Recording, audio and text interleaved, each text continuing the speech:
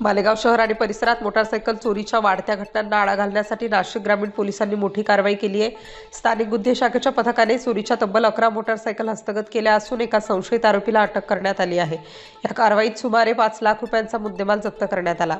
नाशिक ग्रामीण पोलिसांच्या स्थानिक गुन्हे शाखेने मालेगाव शहरातील मोटारसायकल चोरीच्या गुन्ह्यांचा छडा लावला।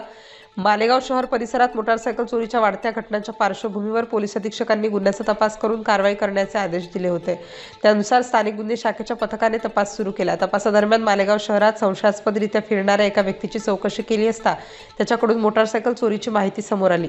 पोलिसांनी मुदस्सीर अहमद जमील अहमद वय 30 वर्ष राहणार जाफरनगर मालेगाव याला ताब्यात घेतलं। चौकशीत त्याने साथीदाराच्या मदतीने मालेगावसह नांदगाव आणि चाळीसगाव परिसरातून मोटारसायकली चोरल्याची माहिती दिल्याचे पोलिसांनी सांगितले।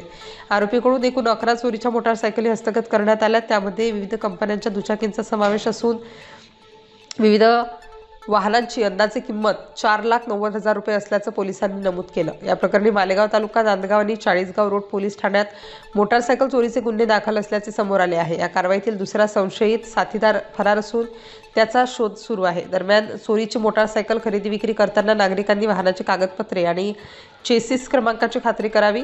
चोरीचे वाहन अथवा बनावट नंबर प्लेटची माहिती मिळाल्यास तात्काळ पोलिसांशी संपर्क साधावा असे आवाहन नाशिक ग्रामीण पोलिसांनी केले आहे। Star news bureau Nashik.